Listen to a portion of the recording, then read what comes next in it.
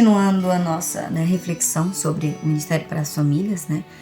Que o Senhor possa nos abençoar, que venha o Espírito Santo sobre nós, nos iluminar, que a gente possa refletir cada pergunta dessa conforme a vontade do Senhor. Número 54. Qual é a responsabilidade, olha que pergunta importante, do homem na família? Prestem bastante atenção, você homem. Qual é a sua responsabilidade na sua família? O homem tem um papel importante de representar a figura de Deus em sua família. Ser exemplo de amor, bondade, misericórdia, perdão e, ao mesmo tempo, assumir um papel de firmeza, de levar sua família para Deus, ser testemunha de Cristo na família, dar bons exemplos, ser sal e luz, dar sabor onde está sem graça e ser luz onde habita as trevas. Amar é sacrificar-se, doar-se. Assim pedimos que glorioso São José seja para nós exemplo de chefe de família, guardião do lar. São José, rogai por nós. Marido, ser figura de Deus na tua família, né? Você é chamado ao amor, à bondade, à misericórdia, ao perdão. Olha que grande missão, refletir ao Deus na tua família. Dar amor a todo momento. Deus é amor na sua essência. Ser bom, bom não é ser grosseiro, não é levantar a voz. Ser firme não é ser grosseiro.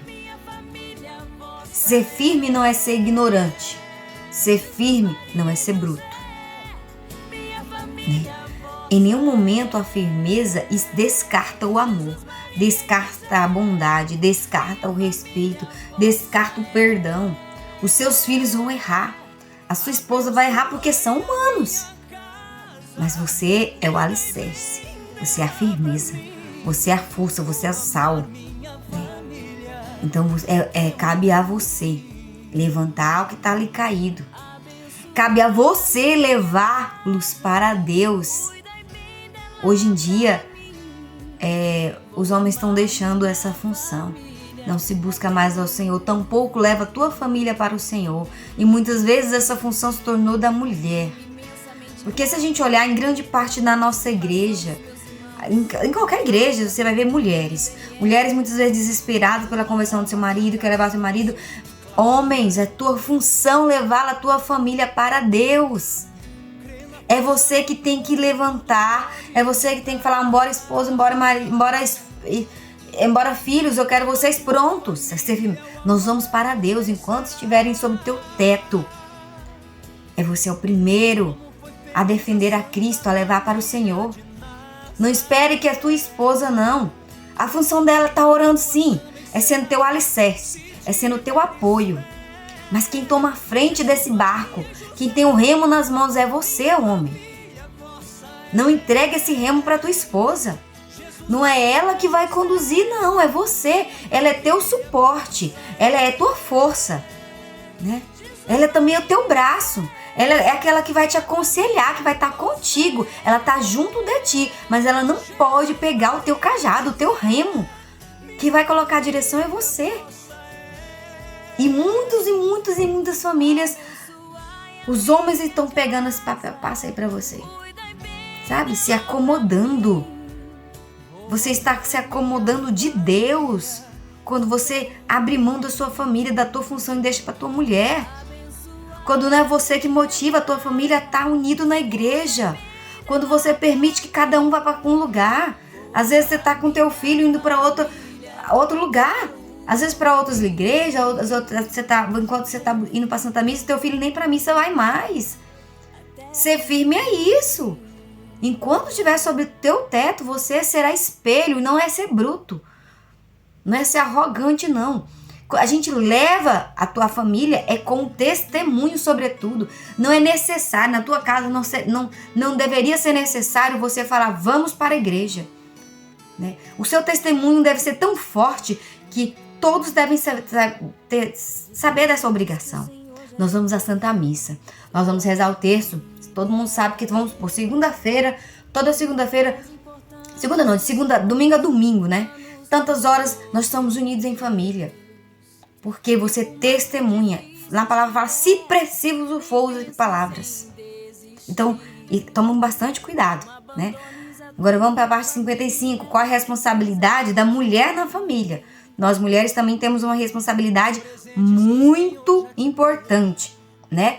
Fala assim, a função da mulher, né? Auxiliar que lhe seja adequado, né? O auxílio para o seu cônjuge, para o seu esposo. Ele é auxílio para os seus filhos. Ele é um auxílio da sua casa, desempenhando o seu papel de mulher, mãe, esposa, na função de ensinar, confortar, nutrir seu lar. É de fundamental importância, mulher, né? A gente está num momento, né, que é vivendo atualmente o empoderamento feminino, né? Então, o que está confundindo muito a mente de muitas mulheres. É real que a maioria das mulheres hoje, assim como eu, né, trabalha fora de casa, assim como trabalha dentro de casa. Acumula várias funções e muitas vezes se desgasta, né? Se você, homem, inclusive, olhar para essa mulher, ela pode estar desgastada, porque ela está trabalhando em 2 lugares, fora e dentro, né? E no mundo que a gente vive é importante a gente ter nosso sustento, o nosso trabalho também, né? Essa é a visão que, no caso, a Michelle está tendo, né? A necessidade de estar trabalhando, de estar auxiliando as pessoas da nossa casa, né? Acumula várias funções e acaba se desgastando. No entanto, é importante que a mulher busque as virtudes e compreenda que submissão é exercer a missão de apoio, ou seja, deve ser a mais forte demonstração de amor da mulher para com seu esposo e sua família, e viva segundo a palavra de Deus, na unção e na luz do Espírito Santo, como o nosso maior exemplo de mulher, que é Maria. Nós somos olha a palavra-chave, o auxílio, né? Nós temos que ter a gente tem que ter um entendimento, e nós temos que fazer uma escolha. Eu quero viver segundo ao mundo ou a Deus? Deus nos pede que a gente seja submissa aos nossos esposos, nós sejamos um auxílio, e muitas vezes a gente pega o cajadão, ó, deixa que eu faço, né? Ao ponto que a mulher está se tornando até masculinizada, né? Ela que toma apoio, ela que manda, ela que faz isso, ela que faz. Então, muitas coisas que é função do marido, a mulher tomou para si, né? Seja porque ele não quis ou porque ela mesmo quis tomar, que essa questão do empoderamento, eu posso. Mas a nossa função é de auxiliar. Observa, ela ensina, ela conforta, né? Então, sim, você vai estar junto com o teu marido, não vai fazer nada sem você, não. Ele vai sentar contigo, ele vai ouvir, você é conselheira do seu esposo, né? Fonte de sabedoria, a mulher sábia edifica seu lar, né? Busque sabedoria, peça dia após dia ao Senhor sabedoria para poder ensinar os seus filhos, ensinar o seu esposo, né? A ser um bom pai, a ser um bom marido. Então você auxilia. Embora o marido seja aquela firmeza, aquele que é o primeiro que chama, é o primeiro que motiva, né? Mas você tá ali, né? Sabe às vezes que você tem vamos supor, uma pessoa que trabalha num campo, né? Que embaixo de sol quente e de repente ela tem que voltar ali à fonte de água para se reabastecer. Você é essa fonte de água, em que ele vai lá beber dessa água e vai ter força de novo para continuar, né? Então ele sempre tem que voltar ali. Então o marido, ele para caminhar, para levar a família a Deus, mas ele precisa de ti. Ele precisa da sabedoria que vem de Deus através de ti. Então nada vai fazer sem te consultar, nada vai fazer sozinho, porque ele não é sozinho, e vocês dois são um só, né? Então a educação não tem como você ensinar de uma forma e ele outra, né? Você é esse auxílio, você é esse apoio, você é de fundamental importância. Uma família sem ti, o marido ele vai se tornar vazio quando ele faz sozinho. Ele deixa de consultar a fonte de sabedoria, né? Então ele precisa dali se abastecer. Como a gente vai fazer isso? Como eu vou conduzir de melhor forma? E vocês juntos, consultando ao Senhor, vão saber como conduzir melhor a família de vocês, o relacionamento de vocês, né? 56. Por que a Igreja Católica não realiza a cerimônia de matrimônio fora da igreja? Trata-se de um sacramento, ato religioso solene que faz parte da vida da igreja e precisa ser realizado em um lugar sagrado. Quantas pessoas falam, nossa, mas aquele lugar é tão bonito, aquele lugar é tão belo, mas a gente não sabe o que se passou ali, o que foi feito ali, né? Então, o templo do Senhor é um lugar sagrado próprio para isso. E quando você vai pegar a bênção do Senhor, quando você vai falar assim, eu vou receber a graça de ter o sacramento do matrimônio, que seja num lugar sagrado, onde se manifesta principalmente a vida da fé e de oração no povo cristão. Se manifesta principalmente, às vezes não é o foco principal, às vezes até ali tem atividades, né, cristãs de fé, mas talvez não seja o foco, né? Ali não seja o ato principal. Então, tem que ser realizado na igreja, porque ali realmente é um local em que realmente se manifesta, principalmente, exclusivamente, né, o Cristo, a vida de fé, né? Número 57. Quem pode realizar a cerimônia do matrimônio, né? Devemos novamente falar que quem ministra esse sacramento são os próprios cônjuges, o esposo e a esposa, né? O noivo e a noiva, né? E nós temos ali um respaldo jurídico sacramental, né? No Canon 1108, a igreja exige que o matrimônio seja celebrado oficialmente, né? A igreja, se ao menos uma parte é batizada na igreja católica, o matrimônio, para que seja válido, deve ser celebrado diante de uma testemunha qualificada e na presença de 2 testemunhas, né?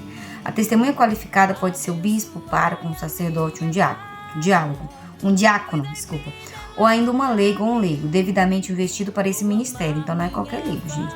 Existe caso que eles são investidos, né? O pároco pode delegar essa assistência apenas para outro diácono ou sacerdote, nunca para um leigo, a não ser que esse leigo tenha a dispensa do ordinário local, que por sua vez tem a dispensa de Roma, com a validade de apenas 2 anos e pode ser renovada por meio de um pedido ordinário local. Então, quando se fala em leigo aqui, pode ver que não é qualquer pessoa e não é de qualquer forma, né? O padre chega lá, não, você celebra aí no lugar, não é assim não, né? O que significa a expressão casamento é nulo? Quando a igreja reconhece que o casamento nunca existiu, não foi realizado o casamento, né? Então a situação é analisada pelo Tribunal Eclesiástico, compete declarar nulidade do matrimônio, ou seja, que o matrimônio nunca existiu. Isso era um ponto que eu gostaria muito de chegar, porque não confunda nulidade de casamento com o divórcio. Muitas pessoas hoje em dia tá encarando o processo de nulidade como divórcio. Não deu certo, por que você não busca na nulidade, fulano? Peraí, né? Na igreja, quando se fala em nulidade, ela comprova que aquele casamento nunca existiu. Ela vai estudar todo o caso, vai dizer, não, isso aqui não foi. Vou dar um exemplo que é o que eu sei, que é o mais simples, né? Então, vamos supor que você casou forçado, você não quis casar. Forçaram casar com o outro, né? Então, aquele casamento nunca existiu, ele é nulo, né? Uma vez comprovado que não foi de livre e espontânea vontade, que você esteve no altar, disse sim e tudo mais, esse casamento é anulado. Ele é reconhecido, você nunca foi casada, você nunca fez de fato aquela promessa no altar, né? Tô dando um exemplo, existem vários casos, né? Que eu, enquanto leiga, não conheço, embora tenha lido algumas coisas sobre a nulidade do casamento, né? Então, assim, nulidade é comprovar que ele nunca existiu, não é divórcio. Na igreja católica não existe o divórcio. Uma vez que você casou, é até que a morte os separe, até quando Deus fale. Acabou, levando um dos cônjuges. Porque o matrimônio é uma vocação, né? A vocação para o matrimônio está inscrita na própria natureza do homem e da mulher. A aliança matrimonial tem um papel fundamental na salvação da pessoa e da sociedade humana e reflete o amor esponsal de Cristo. Olha, presta atenção, com o seu povo. Olha que lindo o matrimônio, né? Reflete o amor esponsal, né, de Cristo para com seu povo, né?